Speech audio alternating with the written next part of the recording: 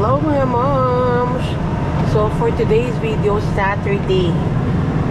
Yan. Kahapon nag-vlog ako Friday guys. Zero visibility. Ngayon naman, ito naman siya guys, bumagsak na naman ang tuluyan ng snow. Ang lungkot. Nakakaluka talaga ang weather dito sa sobrang puti. Ayan, blurry ba talaga siya? Ayan, ganito na naman ang weather namin ngayon. Talaga. Dito sa Calgary, hindi talaga ma-explain ang klase ng weather dito. Talagang ano,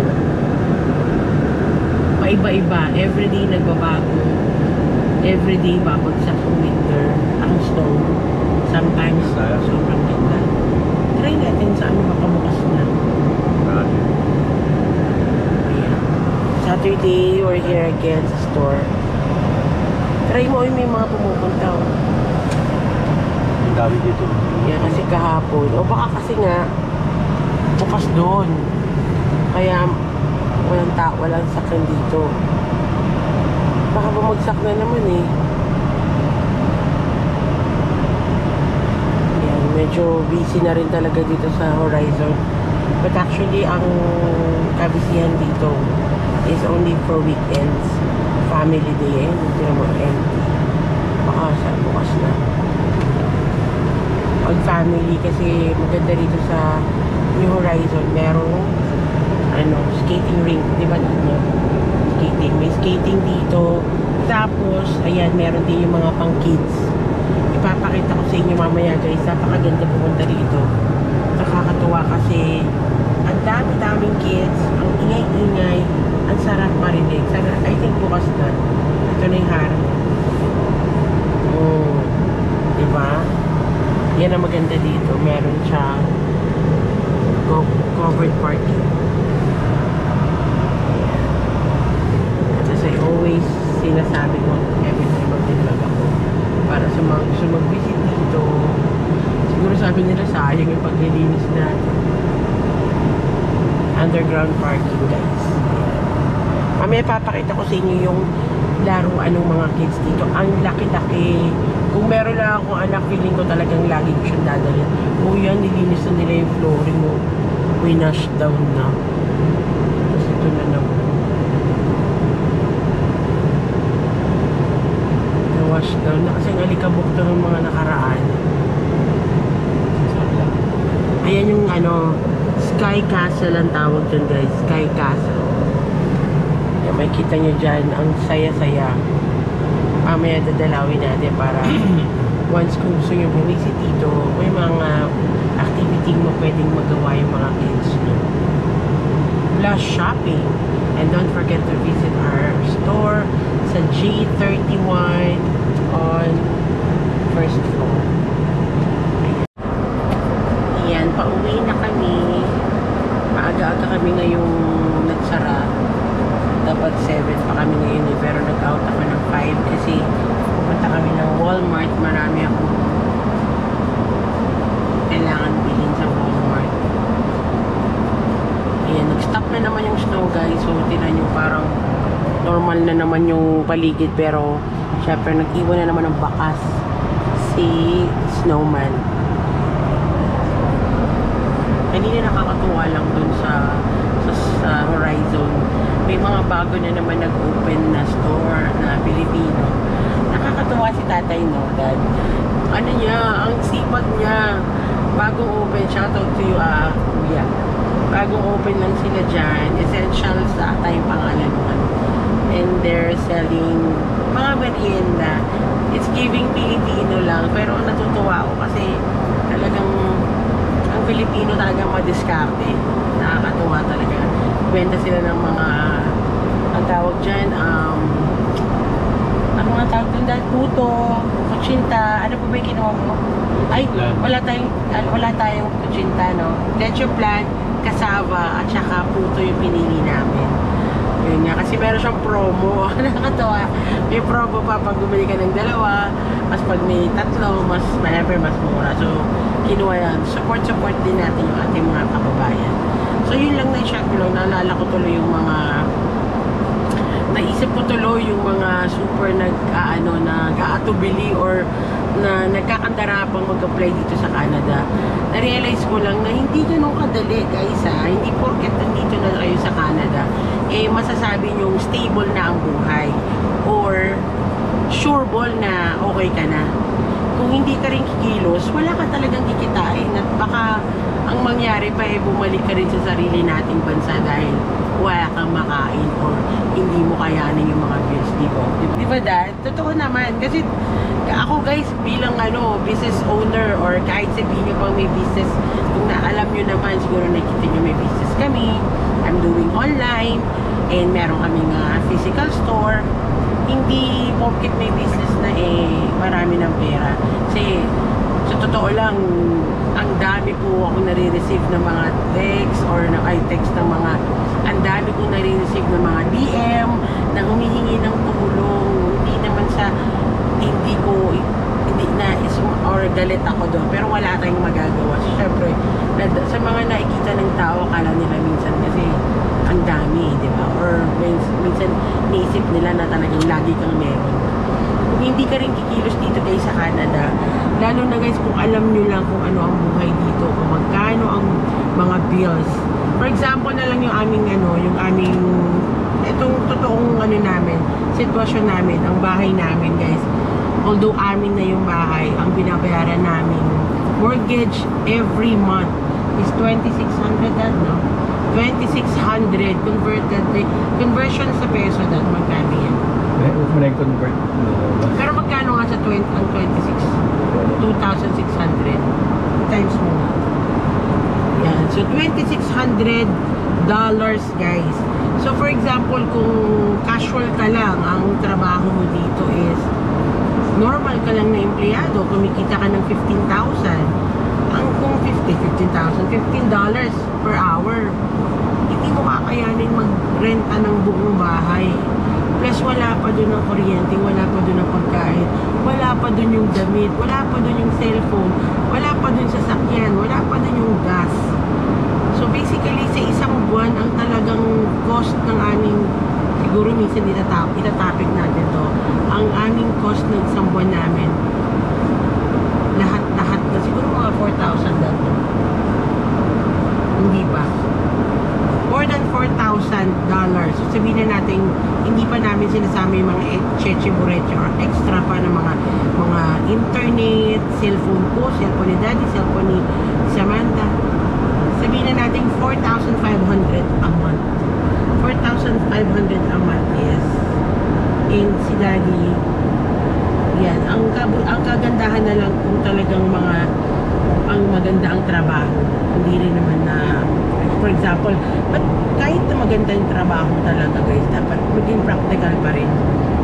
Pero ang naiisip ko lang, how much more dun sa mga tao kumikita lang ng 15 per hour, $15 per hour. Sa ngayon, sa sitwasyon dito sa Canada, napakahirap. Yan, kung tamang standard nila, anong tawag doon? Wage lang, no? Minimum wage. Nakalimutan ko na. Kasi guys, matagal na akong walang trabaho. Yung aking yung talagang, kumbaga, employed. Self-employed ako guys eh. Hindi ko naman, proud ako sa sarili ko kasi nakakatagal ako. Pero kung hindi rin sa tulong ng asawa ko or kaming dalawa nagsusuportahan, hindi ko rin masusurvive na matagalan na walang trabaho. Kumbaga, inaasahan ko lang yung business ko talaga. Kasi akala siguro ng iba, di ba? Ay, naku, may business to, mayaman to. Yung iba, akala laging meron, di ba? Kung hindi ako nagpupuyat, hindi ako nagla-live selling, kung hindi ako nagtitinda, kung hindi ako nag-i-import, wala akong ititinda, wala akong kikitain yun. Ganun lang yun. So, minsan, nare-realize ko, lalo na nakita ko left and right, lahat ng mga Pilipino, mostly mga siguro 70% sa Pilipinas, gusto pumunta sa Canada. Hindi naman sa discourage ko, pero talaga kung pwede lang magsabi na kung alam nyo lang, hindi ganun kadali ang buhay dito. Even lang talaga guys, para lang din kayo nasa Pilipinas. Kung sa Pilipinas, umuupa kayo ng 30,000 per month sa renta nyo. Pero ang trabaho nyo, casualty ka lang. Like for example, regular ka lang na kumikita ka lang ng 10,000 per month. Paano mo masusurvive yung 3,000 na iupahan mo, di ba? Parang ganun lang yun. So, parehas lang ang conversions lang natin yung nag-iba. Sa peso din ginagamit. Dito, dollar din namin siya ginagamit. So, kung meron kang extra, yun, pwede mo, mas maganda lang, i-convert mo sa peso na ipapadala mo sa pamilya mo. Like for example, if you're sharing your blessings or meron kang sinusuportahang family, medyo mababa nga lang yung ano. Kumbaga, malaki yung conversion ng pera ng Canadian sa Pilipinas. Pero kung ang lifestyle ng buong pamilya mo nandito, eh hindi nyo pwedeng i-convert or ipasok sa isip nyo or set yung mind nyo na marami tayong pera. Kasi kung ano lang yung kinita mo, for example, kumita ka ng 3,000, ang renta mo sa bahay 2,600, magkano yung matitira? Di ba 400? So, kung walang mga side hustles, hindi kami nagto-2 jobs, walang 3 jobs, walang mga extra income, mahirap talaga. Eh naiisip ko lang din paano yung mga student dito and yung mga foreign workers. Talagang sa totoo lang marami akong kilala, marami akong mga buyers na kaya sometimes talagang naiintindihan ko sila. Naiintindihan ko sila na hindi sabihin ko to pero hindi applicable sa lahat ha. Like yung mga buyers ko, pinagbibigyan ko sila na magbayad sila every payday nila kasi I know their stance sa life dito. Like for example, foreign workers sila. Naiintindihan ko sila. So, pero yun nga, syempre minsan nakakabili sila ng extra pero talagang needed naman, gusto rin talaga nila yun. Hindi na rin sobra yun. So naisip ko nga lang din, paano pa yung mga student dito na nag-spend ng pera na milyon. Kasi diba, bago ka makapag-apply dito as a student life, diba ipoprovide mo yung 1 million mo na enroll. Anong tawag doon? Tuition? Especially kung naka-enroll sila sa ano, diba doon? Magkano nga yung tuition ng ganun student? Parang, ha? Si Emma. Di ba parang nagbabayad siya ng magkano?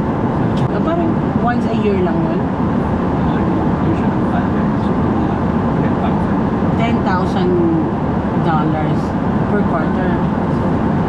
And ang ngayon ang restriction pa ay nagkaroon na ng restriction ang rules for the student. Hindi na pwede magtrabaho ng more than 20 hours per week, di ba? Dati ang standard is 40. So, paano pa sila mabubuhay doon sa 20 hours na yun? Kung ang nirerentahan nila dito, like for example, $500 or $600.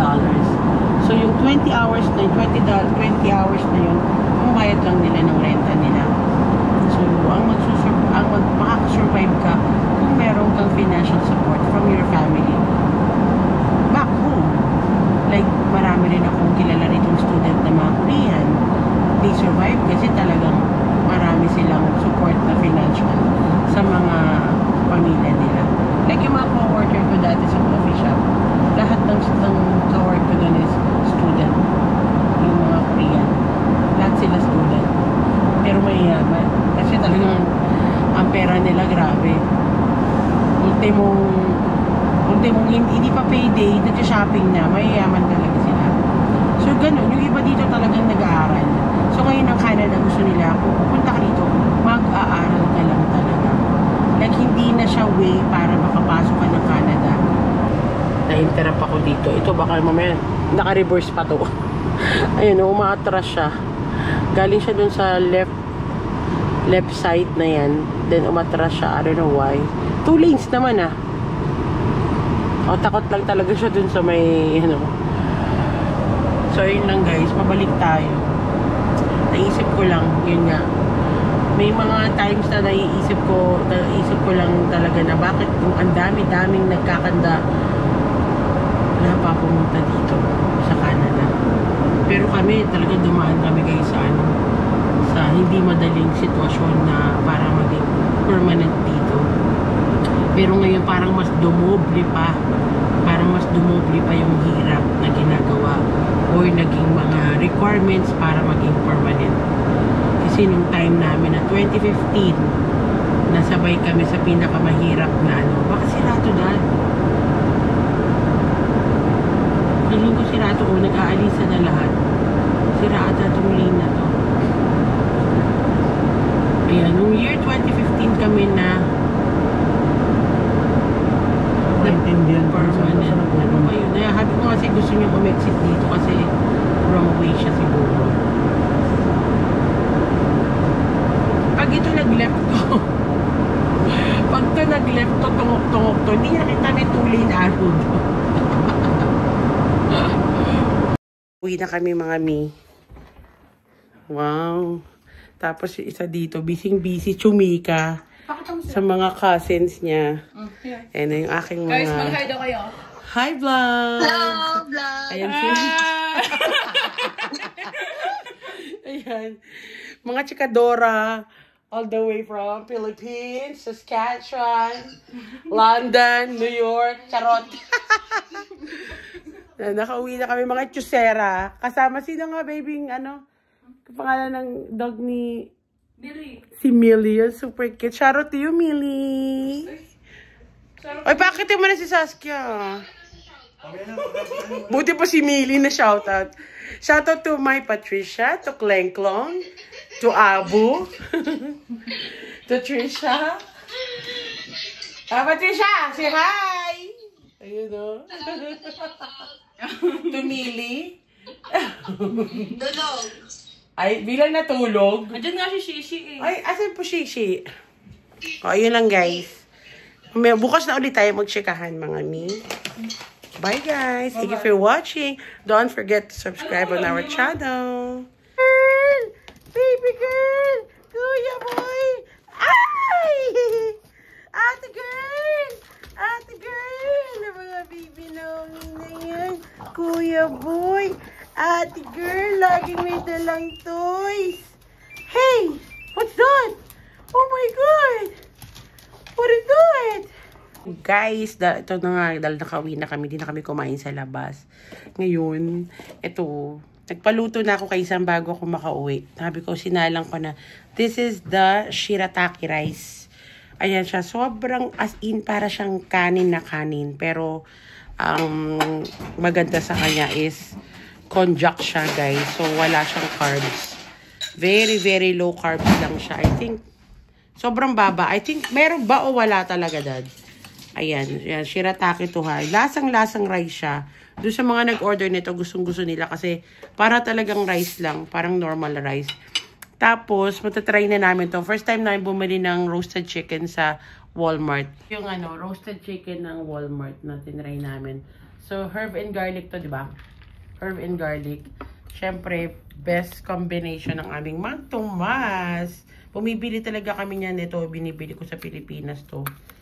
As much as possible, mas gusto namin yung galing Pinas. Kasi yung Mang Tomas dito, ang lapot. Bago mo maitaktak eh. May dumi ka. Bago mo maitaktak yung...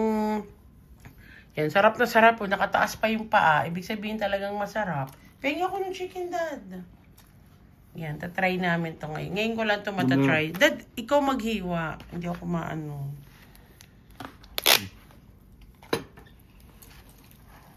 Yan. Pumili si ate ng yam-yam. Umorder na pala siya. Kaso spicy. Ayoko ng spicy.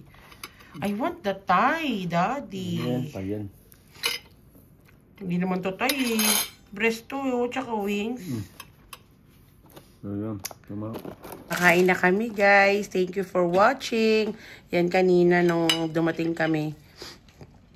Nasa baba sila Wolf. Tapos, may ngakaakyat lang. Then, pag dumarating kami talaga, pag sasalubong yung dalawang yan. Pero si Wolf, pag andyan ang mami niya, hindi mo mapapastay dito sa taas. Gusto niya talagang dun sa mami niya. Iiyak yan. Kaya bago kami kumain, imbis na mag-iiyak siya, ibinaba na. Pero nandito si Saskia sa baba. Ayan sa baba. Ayan si Saskia. Tantay niya kaming matapos at gusto niya na ng lambingan. Wait po. Kain muna kami, guys. Thank you.